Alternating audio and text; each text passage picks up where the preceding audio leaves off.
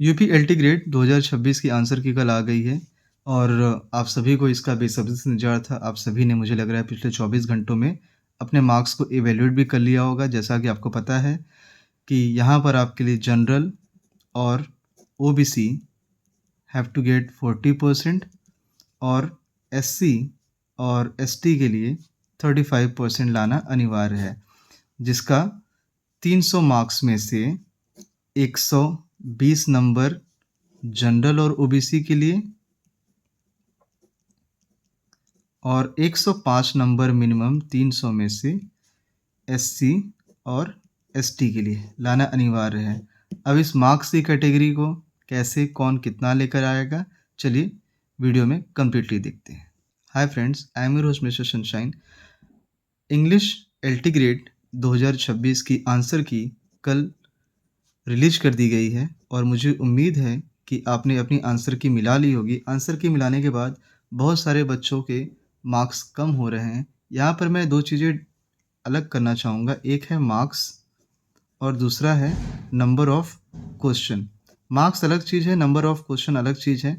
आपको याद होगा आपका जो टोटल पेपर था वो 150 नंबर का था और 2 नंबर के पर क्वेश्चन थे, तो टोटल मिला के होते हैं 300 और जो नेगेटिव मार्किंग थी वो 0.66 की थी एक क्वेश्चन की, क्योंकि अगर 1 नंबर का क्वेश्चन है राइट, तो उसकी नेगेटिव मार्किंग होती है 0.33 और 2 नंबर का क्वेश्चन हुआ तो नेगेटिव मार्किंग होगी 0.66 राइट।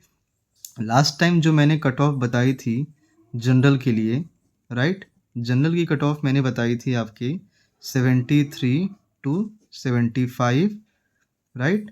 ये थी आपकी मेल की कट ऑफ और फीमेल की कट ऑफ क्या थी, देखिएगा 71 टू 74।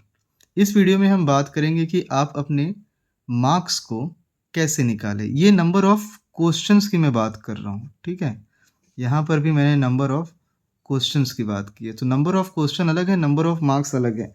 अभी जैसे किसी कैंडिडेट्स के टोटल क्वेश्चन जनरल की बात करता हूँ, उसने क्वेश्चन टोटल अटेम्प्ट किए हैं 150 क्वेश्चन अटेम्प्ट करने के बाद अगर इसमें से इसके क्वेश्चन सही होते हैं लगभग 95 और गलत क्वेश्चन हो रहे हैं 55, ये सही क्वेश्चन है और ये गलत क्वेश्चन है, तो 190 का यहाँ 95 क्वेश्चन के उसके 2 नंबर बन रहे हैं 190 नंबर और 55 का अगर हम माइनस करें 0.66 से तो ये आपका निकल कर आएगा 36.33।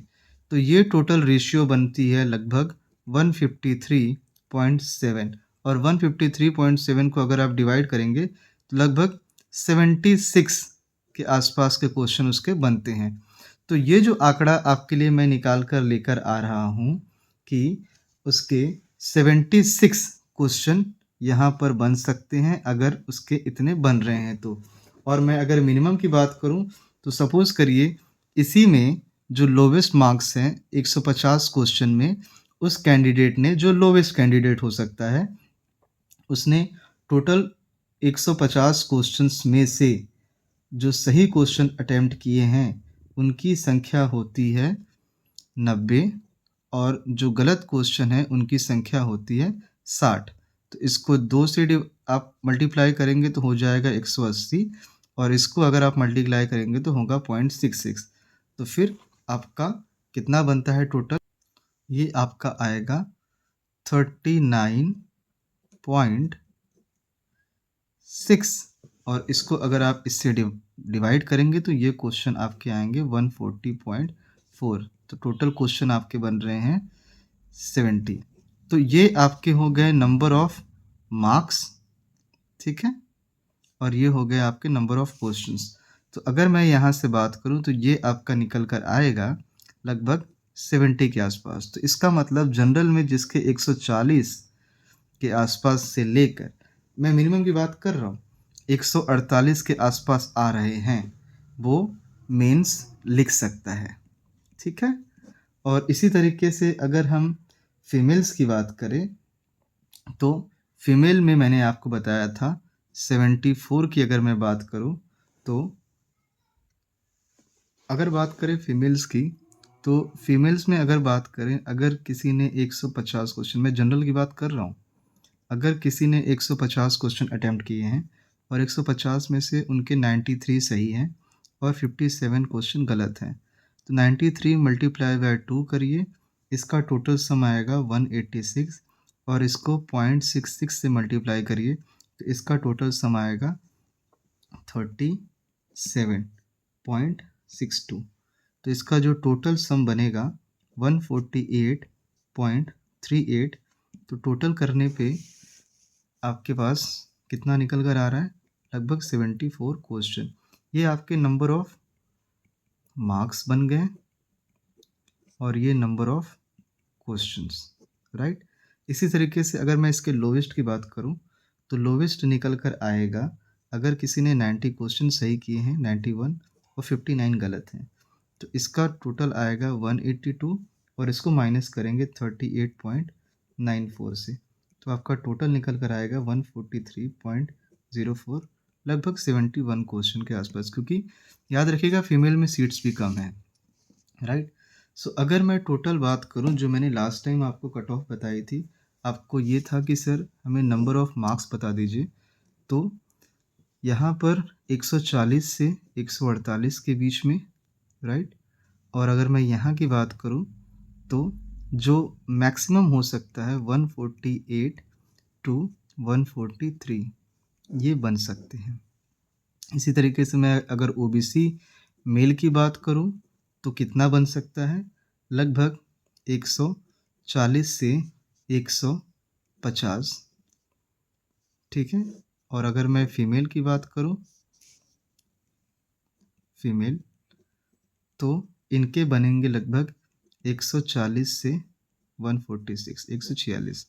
इसी तरीके से अगर मैं एससी की बात करूं तो इनका बनेगा लगभग 134 मिनिमम होगा और जो मैक्सिमम होगा वो 144 होगा, और फीमेल के लिए 130 टू 136। एसटी की अगर बात करें तो यहाँ पर 126 टू 132 और फीमेल की बात करें तो 124 टू 128। एक चीज़ मैं यहाँ पर और क्लियर करना चाहूँगा कि 1,11,264 स्टूडेंट्स ने फॉर्म भरा था एलटी ग्रेड का, जिसमें से आपको पता होगा न्यूज़ कुछ दिन पहले की है, 53.50% लोगों ने एग्ज़ाम दिया था, ठीक है। अब इसका 53.50 अगर निकाला जाए तो लगभग 59,527 लोगों ने एग्ज़ाम दी है, ओके। अब इसमें से टोटल जो सीट्स हैं हमारी 653, जिसमें से 540 हमारी है मेल की एंड 113 ये है फीमेल की।